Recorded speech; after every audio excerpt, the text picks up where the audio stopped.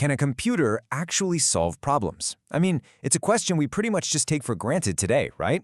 We walk around with these incredibly powerful devices in our pockets, we ask them questions, we rely on them to organize our entire lives, and it genuinely feels like they are doing a whole lot of thinking. But are they? Well, today we're going to challenge that assumption right out of the gate. And here is the definitive answer from our source material. Definitely not. No way! The whole illusion of the smart computer just shatters when we realize it's really merely a machine carrying out procedures given to it by a human programmer. It is the programmer, not the machine, who is actually solving the problem. The computer? It's honestly just a blind robot following a script. So, welcome to The Explainer. Today, we're going to dive into the absolutely fascinating relationship between human thought and digital execution. We'll uncover how human logic, and specifically our reading comprehension and language structures, literally dictate the physical makeup of the computers we use every single day. Okay, let's dive right into this. Here is our roadmap for today's explainer. We're going to start by debunking the myth of smart computers. Then we'll walk through the 6 steps to solve problems, zero in on the power of algorithms, explore cause, effect, and coding, and finally, look at classifying the computer's brain.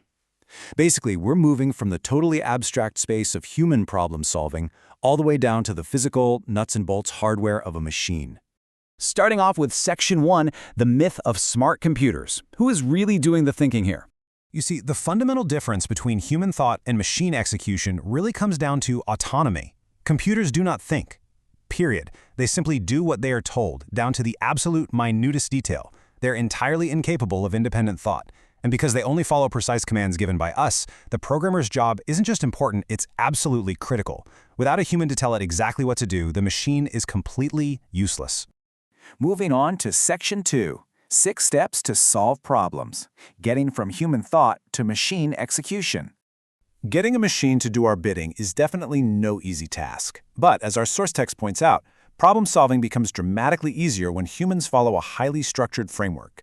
So here's a brisk look at the 6-step pipeline, showing the journey from a human idea all the way to a machine calculation. First up, you define the problem. Second, formulate an algorithm. Third, translate that algorithm into a computer program. Fourth, you enter the data, historically by key punching cards or today just via a terminal. Fifth, you test the program for bugs, which, let's be honest, is exactly where most programmers lose their minds. And finally, step 6, you add the data and let the job run completely to perform the calculations.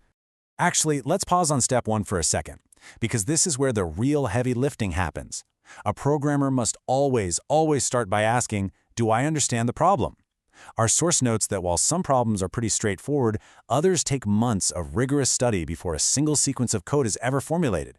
I mean, you simply cannot instruct a blind machine to solve something you don't fully comprehend yourself. Section 3, the power of algorithms. Let's look at the core logic. We're going to zoom in here because this is the most important and usually the most time-consuming step of the whole shebang.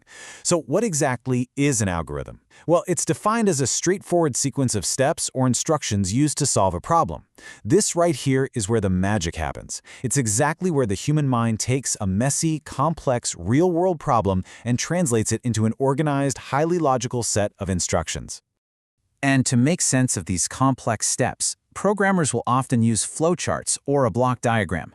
A block diagram is basically a diagrammatic representation of events.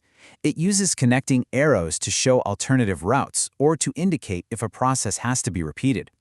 It essentially allows a programmer to clearly and visually map out all their decisions before they ever even attempt to translate them into a specific computer language.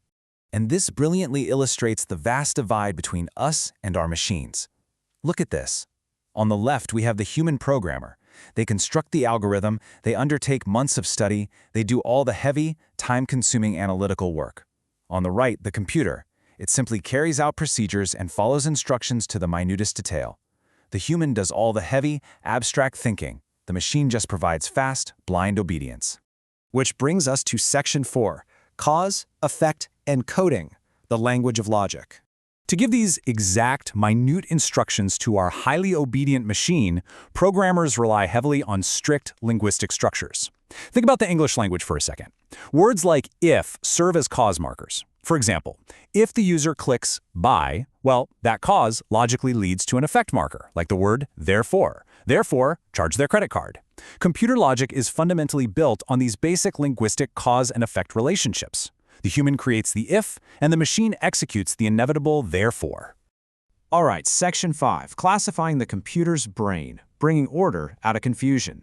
So how do we physically build a machine to execute all this logic?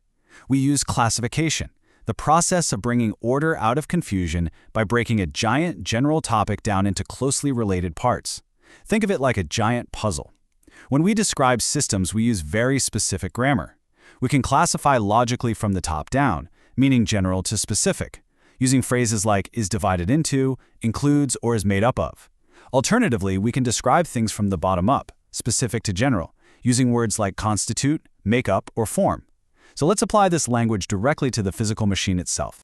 Using our classification logic, we can say that a computer system is made up of 4 basic components. These are your foundational pillars: input, the processor or CPU, memory, and output. Every single physical computer system out there constitutes these 4 elements working together in harmony. Let's zoom in on the processor, the CPU, using our general to specific rule. The CPU is divided into 2 primary parts. On the left, we have the control unit, which kind of acts like a traffic cop, directing and controlling signals and commands.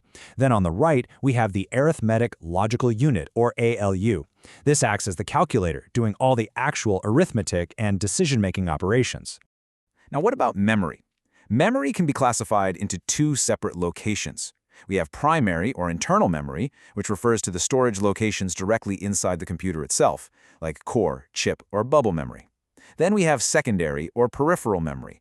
This refers to storage embodied in external devices, things like tape drivers or disk drives. So when we put all this classification together, we get a crystal clear picture of the physical flow of data. Information enters via input devices, like a card reader or a terminal. Next, the processor operates on that information. Finally, the results are sent to output devices, where they're displayed on a terminal, printed on a printer, or stored on a disk for future use. It's that simple: enter, process, output. Which brings us to our final thought for today.